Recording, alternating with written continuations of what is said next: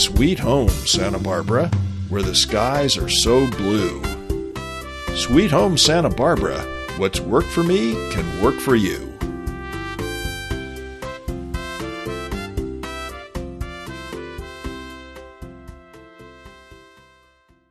Well, welcome back to Sweet Home Santa Barbara. I'm Jonathan Robinson, your co-host. I'm with my friend, real estate broker and co-host, Scott Williams.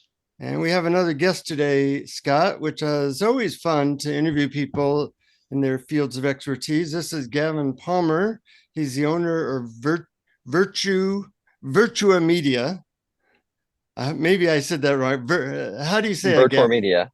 VirTour VirTour Media. Media. I'm sorry. Like virtual tour, VirTour Media. Okay. He's the #1 real estate media provider in Santa Barbara County. And welcome to Sweet Home Santa Barbara. Glad to be on. Great to talk to you too. So, I know actually almost nothing about what you do, so I can ask the first question from complete ignorance, but I know you do some kind of professional photography in the real estate marketing. Can you share with us what that entails, what that looks like, or what it's for even? Yeah, definitely. So I can give you a quick 1 minute overview of exactly what I do. I provide real estate agents with high quality / world class level marketing materials so they can market their properties and grow their brands. So whether that's through really nice architectural photos, still, drone, interior, exterior, whether that's through videos of either like themselves, branding videos, or just listing videos, social media campaigns. We can generate people. We've done stuff for like Marsha Collier, Crystal Clark. I've gotten them like hundreds of thousands of views just on their socials.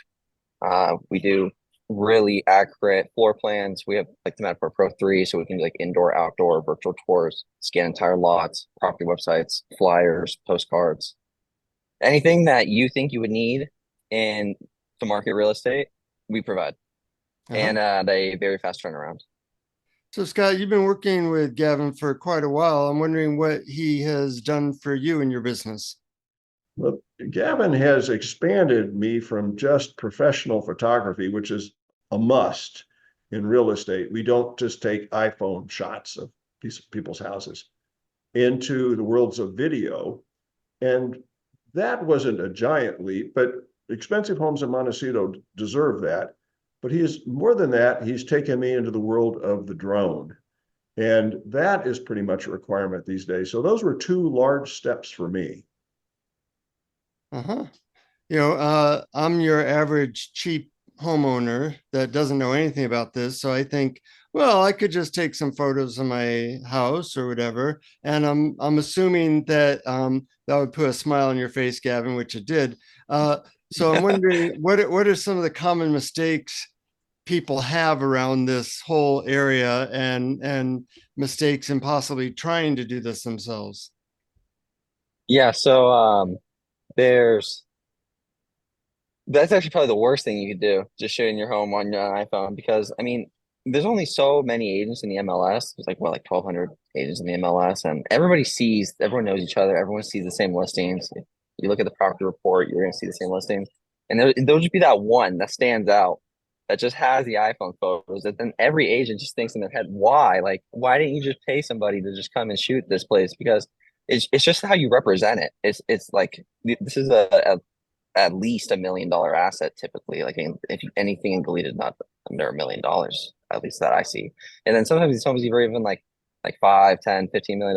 Granted, once you get to that level, you start shooting them pretty professionally, but you don't market $1 million asset with just like dark, low resolution iPhone photos, So that's just my take on it. And it's how you present it too. You want things to be bright. You want things to be inviting. You want to show the space, how it looks.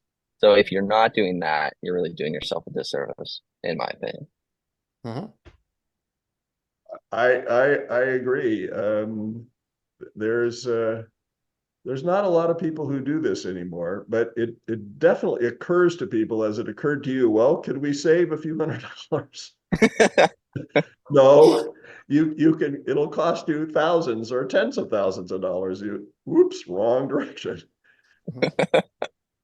So if I'm a homeowner and I want you to do a shoot, is there some way that I prepare my house? What do I do to make it look as photogenic as possible? There definitely are things you can do. The number one power law is declutter. Uh-huh. The less stuff you can have in your home, the bigger it'll look, the more open it'll look. Even when you're actually showing the property, people will walk in and feel like it's more of an inviting space. So just decluttering as much stuff as possible. And the moment you think you've decluttered enough, I'd probably declutter some more. Uh-huh. That means I have a lot of work to do. Are you selling your home anytime soon? No, no, but if and when I do, I will hire a crew. It's Anyways, a lot of work. I yeah. see. It's the age old tale. Every single time I probably shoot a house, I always hear, "Wow, you should have seen what this place looked like 3 weeks ago or 2 months ago." We had a. It's a lot of work to prepare a house, and Scott, I'm sure you know that. Yeah. Well, in the same territory, Gavin, oftentimes I'm the person who's just off the edge of the camera ahead of you, picking up stuff and moving it out of the shot just It, long enough yeah, to shoot it. And then we push it all back and then you shoot another direction. But just that act alone of like last minute, go grab the stuff and move it makes a big difference because those pictures are pretty much everybody's first impression. I'm curious, how technology is affecting your business, drones, AI, virtual reality tours, all that. What can you say about that?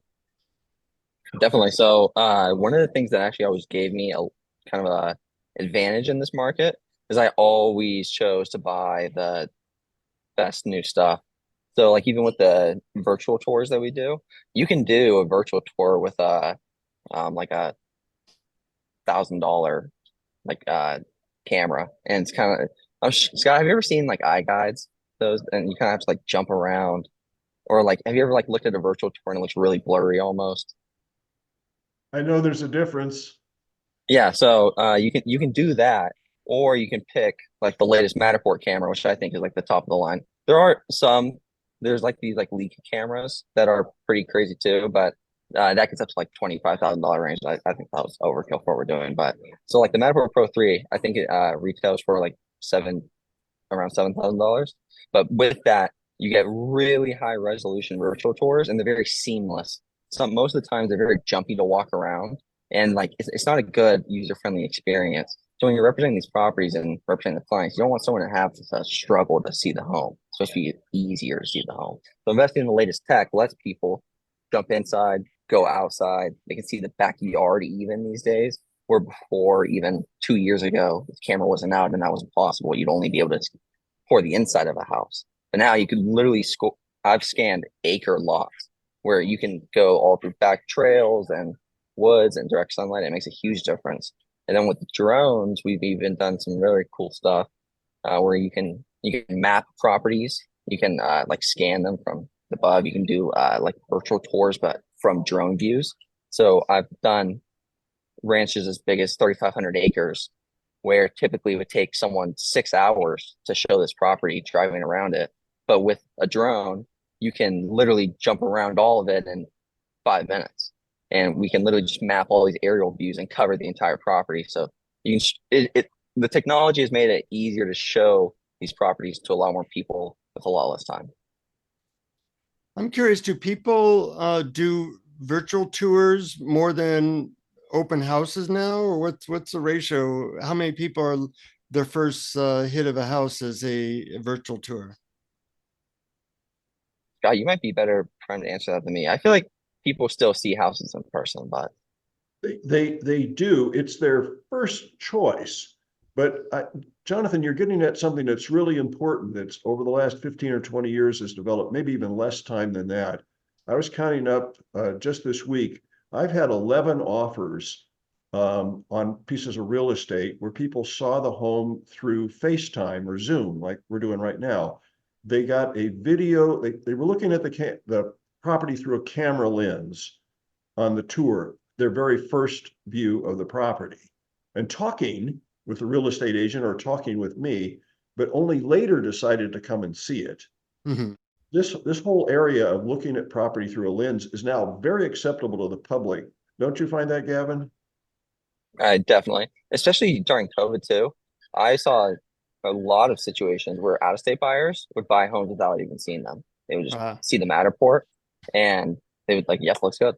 And that happened actually a lot. yeah, I'll spend a few $1 million on a house I haven't actually been to. Why not? Yeah, Well, there, sounds crazy. People do it. here's the thing that we discovered in this in accepting this new technology is that generally people had a great deal of trust of the camera, which was a good way to start. And when they arrived at the home, of those 11 people who did this through that I know of, that were through me, they all had the same opinion. This is nicer in person than it was through the cameras. So it doesn't give a false impression of the property. That's nice. You get the people to the property, and then they're even more impressed. I'm curious, what trends are happening in this business now? What do you see the future of where this is going? Just from the marketing side. And the technology side. Technology side is interesting. I think the virtual tours can get better, more Mhm. seamless. I mean, the, what I see, at least in the Santa Barbara Montecito market, is the demand for like brand building is really trending. People want higher class or like higher quality videos. Like everybody is doing a video nowadays. Like it's not just having like one listing video, it's having videos for their socials and having videos that they can put out to their clients. And I just see a lot more of it than I did even 3 years ago. Hmm. You see the same thing, Scott, or what's your perspective? Well, I certainly feel that I load my website up with video, and I don't think that's going to stop. I think Google and the algorithms of the search engines love video. Mhm. Gavin and I are doing a video right now where we're using artificial intelligence. I'm writing the script, but it's not even going to be my voice that says it. It's going to be an artificial intelligence that gives that reads the script. Uh-huh. That's actually something that we didn't discuss too. So I used to have to pay when you get a video narrated, it always comes out very nice. You basically tell the story of the property. And I used to have to pay voice actors like sometimes $300, $500 just to send me a read. And I would have to send them a script. They would have to then go to their studio or go on their computer, actually send it to me. I have to approve it. If I want an edit, it might take a day or two. We have to go back and redo it, or I want to change the tone. Now I can go on multiple websites and I can just plug that script in and have an AI read it, and it's indistinguishable from a human. And I can make edits in real time, download the new versions, and plug it into the video. And that cost me, it costs $5 a month to have a robot do that, read the narrations. So, and then I can actually have more people do them. So my cost is way down. I don't have to charge someone like $750 for a narration. Wow. What's your favorite website for doing that? I saw one today, synthesia.io, and I was pretty wowed by it. But yeah, soon me and other people will be fully out of business. So thank you very much. But Yeah. And it's just, yeah, just the way the technology is too good. The experience yeah. is, it's unfortunate that, yeah, voice actors are probably having a hard time these days, but Uh-huh. it's just too, it's way better of an experience. It's just a rate no one can compete with. I Well, use 11 Labs though to answer your question. That's a great Wait, what's it called? 11 Labs. It's one of the bigger ones too. Uh-huh. The one you Yeah. mentioned is good too. Uh-huh. so this is the changes to the editing and post-production, the processing of the photos or the video that you shoot. What's involved in that? So there's different styles depending on who your photographer is. You know, some people still like to do everything themselves. I thought I've never actually done that. From the moment we started, I always thought that the editing could be outsourced because there's someone that could do it better than me. So I have outsourced all my photo editing to a team that I trust for past 4 years, and they do a great job. I can submit them 6, 7 properties at night, and they'll have everything ready to me by tomorrow morning. So that's just my style. That's the way that my clients are happier. And there are the people that do themselves typically are like very architectural photographers. These are the guys that charge like 2-3 grand just to shoot photos for a property, and they have like their style dim or light and magazine quality stuff. But from the video production side, it really doesn't change much. I don't think I've seen a lot of AI applications in real estate video yet. Maybe other than like item removals and content aware fill, that's getting pretty good. You can like say there's like an ugly whatever in your video, you can just like now draw around it and AI will remove it, which is pretty nice. But it's still, you gotta cut it, you gotta lay the song out. Not much has changed. Mm-hmm. Do you have any memorable or interesting experiences you can share about a video shoot? Yeah, okay. So this is probably one of the first 5 shoots I ever did. So I was shooting a mobile home, and I was talking to the client while I was flying the drone. And, it is actually like FAA law. You're always supposed to like keep your eye on the drone, right? Yeah. And I was like telling him, like, yeah, like I just got this thing. Like I was kind of being arrogant, like, yeah, like I got the insurance, I got like everything. I could crash this thing like 5 times if I wanted to, and I keep getting a new one. I was like looking at him while I was flying it, and the next thing you know, I just hit the screen. It's like, and I landed in like a 30-foot tree, and my drone just got stuck in a 30-foot tree. And I was looking at it, I was like, well, like that's a bummer, but like I'm not gonna leave it up there because like I gotta like at least if it's broken, I gotta like retrieve it so I can like exchange it. So I climbed like at a shoot, I had to climb this like 30-foot tree. But then when I got up to the top of it, I climbed the wrong tree. So then I had to climb down and then climb up the right tree, and I got it. And I came down and I like looked at it, it was actually salvageable. I just switched the propellers out, a few of them were broken, and I finished the shoot. And that was one of the first shoots I ever did. That was pretty memorable. And you survived. Yeah, and I survived. Well, I think that the photography has been an enormous step forward in the 15 years or so that I went from doing it myself to hiring professionals. And I think it's just going to go more and more amazing that people love entertainment. We all stream all these, Hulu or Apple or Disney or Netflix or whoever you get. We all have this idea like there's this media is everywhere, and you are that media, and we need you in real estate. Oh, thanks, Scott. Yeah, it's really hyper competitive too because everyone wants the best photos, everyone wants the best videos. So, you're constantly working to how can I make the light look better, or how can I make the compositions better, or how can just everything is just getting better, I feel like. And it's just it's not going anywhere, like you said. Yeah. How can people reach you, Gavin? Yeah, so just virtourmedia.com. There's an order form on there if anyone wants to book a shoot. It's all the thing that helped me scale my business was just making everything like systematized and automated.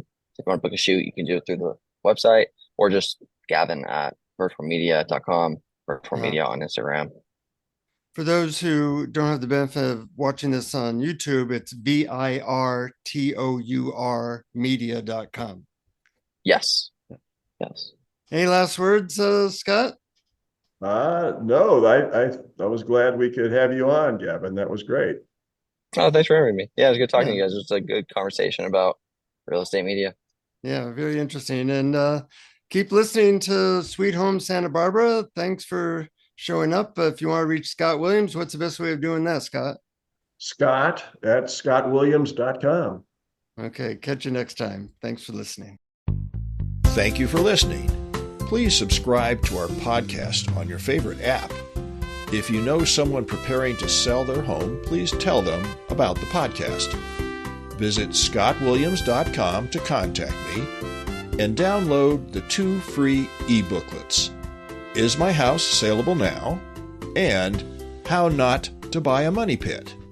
Thank you for listening.